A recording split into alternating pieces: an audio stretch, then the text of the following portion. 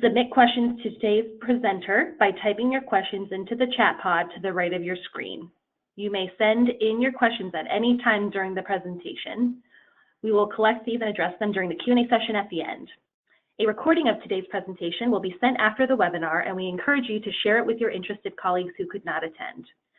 Now, without further ado, I would like to introduce our speaker, Josh Davis. Josh is the Senior Director of Customer Engagement at LocknCharge and has been with the company since our humble beginnings in 2010 when we had one small room as our official U.S. office. Josh, the floor is all yours. Great. Well, thank you, Natalie. And I want to thank CPS for having LocknCharge be a trusted and approved vendor for securing and charging your mobile devices. Before we get started, I guess I'd like to just give you a quick overview of the global expertise LocknCharge has in mobile device deployments. LocknCharge was founded over 20 years ago by a teacher and is headquartered in Perth, Australia, and over the past 7 years expanded to the US and Europe. LocknCharge is now protecting devices in thousands of schools and businesses around the globe. As a matter of fact, right here at CPS, we have 161 LocknCharge products protecting roughly 3,500 devices, and most recently we've been part of a pilot program using our Carrier 10s and 15 charging stations to help protect and charge your Chromebooks. So let's just do a quick recap or a review of the sort of an aging classroom, if you will. So this is obviously a classroom from probably the early 1900s. There's similarities to what we see as far as rows of desks. We see sort of the front of the classroom instruction. But let's just take a quick glance at or review some of the different changes that we're seeing. They're going to be pretty drastic. The blackboard that's in the front, or the chalkboard, I guess, in the front of the classroom, that's going to be replaced by, your interactive whiteboards. The funny thing about blackboards, that's probably also or could possibly be an LMS system that you're using. Navigating sort of clockwise, you have that taxidermy display, which now, through the use of VR, you could probably visit animals in their native habitats, or maybe go to some museums where they can be displayed as well. Continuing down at the desk, you have the sort of the notebook and the personalized chalkboard. I think this is pretty self-explanatory. You have Chromebook notebooks and tablet devices, iPads being used. Sort of going back to the front, you have this piano. I don't know the last time I've seen a piano in a classroom, but the space that takes up is probably comparable to some of the carts that we're using to charge those devices. And I just circled that advocates. I think that's more in line with, this is really being done by different apps and digital curriculum, to be used to help with complex math problems. So we see this digital transformation happening, and it's pretty clear that as a district, you have to be laser focused on improving student outcomes through the use of technology. Typically, when we ask, why is your district incorporating mobile devices, the answer is always around improved student performance, right? This could be test scores, grades, graduation rates. So if the goal of this is to have all these outcomes, shouldn't every part of the mobile device deployment work towards that same goal? So as you consider a wide range of student abilities, attitudes and ways of learning to achieve all these goals, I'm sure this is probably one of the more stressful components of instruction and part of your day. So most schools, as yours, is probably have deployed or in some stage of some mobile device deployments, whether it's a one-to-one program, maybe you have a shared environment or take-home, but you basically change your lesson plans to accommodate for the devices you have available. You build your daily class schedules around your devices, including when and how they're used, stored, and charged. Your curriculum and school schedules and day-to-day activities have been sort of altered to accommodate for some of these devices as well. And obviously the impact that it has on students, teachers, your librarians, that are now running as resource centers, tech directors, administrators, they're all being impacted by these devices. What many fail to realize is that outside of proper curriculum restructuring, one of the largest components that can at times be overlooked and can make or break a successful deployment is actually the charging solution itself. because if you start to look at the classroom, what is the impact on a student if they don't have a device to use? On top of that, we're really looking at sort of this idea that we're losing classroom time because of these devices, right? So today, most schools are losing what we identify as close to 2 weeks of instructional time per classroom because they aren't considering some of these other things, because the main outcome is what they're worried about, which is, okay, I want to have my devices charged and ready to go at the beginning of class or at the beginning of every day. But the other things to consider are going to be things like, the physical space in the classroom, inconvenient access points creating overcrowding, especially when you have 20+ students trying to retrieve and return their devices. An orderly system for collecting and distributing devices and returning them to their desks, right? So how long does it take to get these kids or get those devices deployed out to those kids? I think the idea is that you want to enhance each student's experience in the classroom to optimize learning, but in most cases, we're putting solutions in the classroom that may be hindering instruction by creating poor classroom workflow. One part of the deployment that is easily overlooked when you have to think about all these other things, such as your devices and apps and software, is of course budget is simply how am I going to secure, charge, and get my devices into the student's hands as quickly as possible to reduce that instruction time that's being lost. So, the bitterness of poor quality remains along after the sweetness of low prices forgotten, right? I think this is important to mention because, given the tight budget constraints that many districts have, and I'm sure CPS is in that group, right?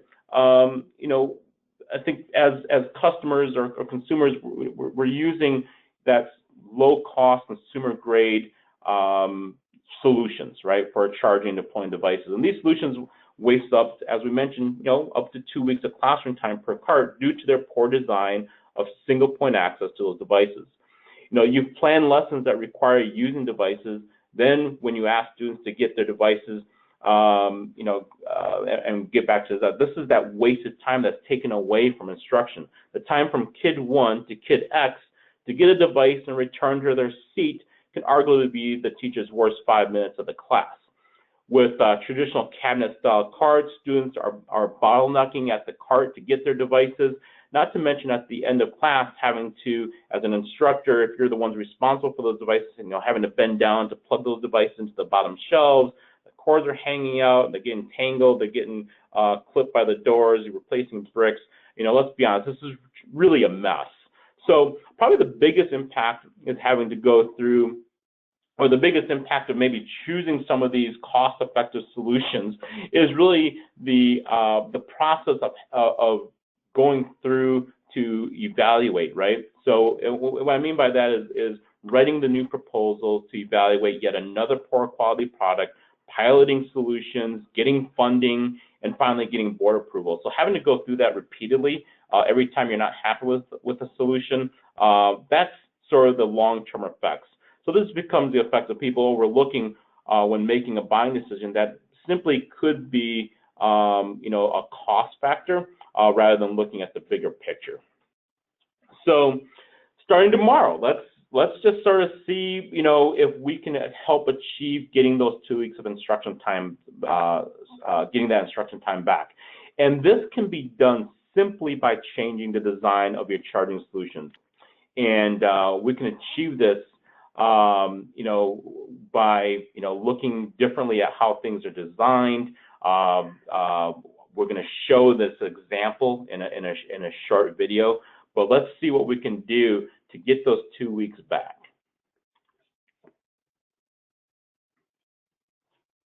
And what you're going to see here is, this may look fairly familiar to you guys as you start to see kids trying to get to those devices, getting them put back into the cart, getting back to their desks, versus a multi-access point, or even using our baskets as a means to deploy, right?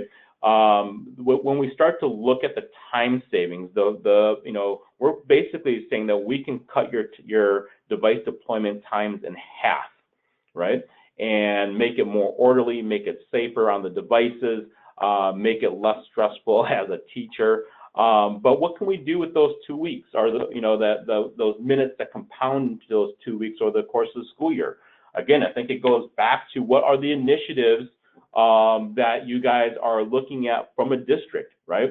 To get more time with students who need extra help, to improve those test scores, to get higher ratings for your districts because of the outcomes of you having, more time to have instruction and less time worrying about getting the devices in and out, charging and securing. So, the biggest way that we do this, I mean, obviously the design of our products being top loading is one thing, but really what's the biggest impact that we have and the differentiator with LocknCharge is really our baskets. So these baskets by LocknCharge, we're really the only charging company that has an expansive basket-based solution that pairs perfectly with our top-loading cards, and we also have them incorporated into our compact and wall-mountable stations.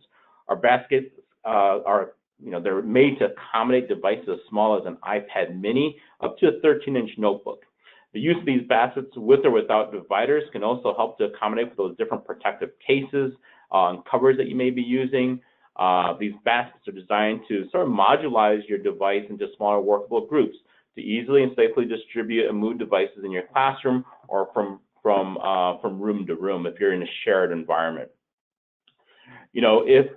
Remove baskets from our solutions, and what do you have? You actually have this big open space, right? So if you imagine our carts and you don't have baskets in them, or you remove all the devices, you have basically an open box that accommodates any item that requires charging and securing, especially as it relates to some of your STEM programs. So we have schools that are using our carts and cabinets for other things outside devices. We're talking about robots, VRs, drones, cameras, 3D printers. I think you get the point, right? LocknCharge carts and cabinets are truly universal solutions. That is not, and we're not limited by the shelves and slots in a typical cart or by the devices that are going into them. So I encourage you to see the difference between a charging cart and the LocknCharge cart, and where you can get these or where you can purchase and get pricing from is from our preferred partners and partners of CPS, partners such as CDW and Apple. So hopefully you guys got a good idea for some of the things to consider when you're looking at, the mobility aspect and the charging of different solutions outside of those devices, other things to consider, and making, and not necessarily making decisions based on cost, but really on the impact that it's having on the everyday use by your students and your teachers. Thank you for taking a few minutes to listen to us share the impact of new digital classrooms, and I'd open this up for some questions.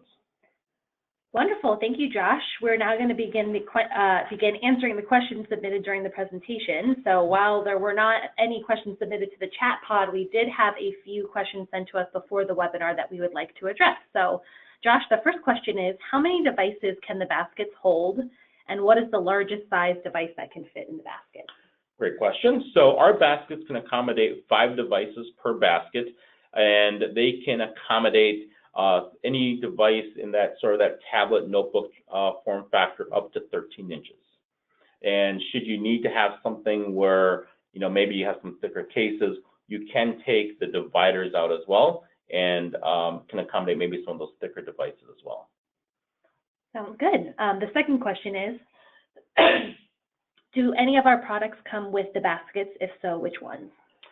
Yes, actually, I would say majority of our products come with baskets. So all of our cart solutions are basket-based, and then a majority of our different charging stations or cabinets would also have baskets. But I encourage you to reach out to your LocknCharge rep or your partner rep to determine if you are looking for something specifically that has baskets. We can give you the different product SKUs, and whether it's carts or cabinets that would have baskets.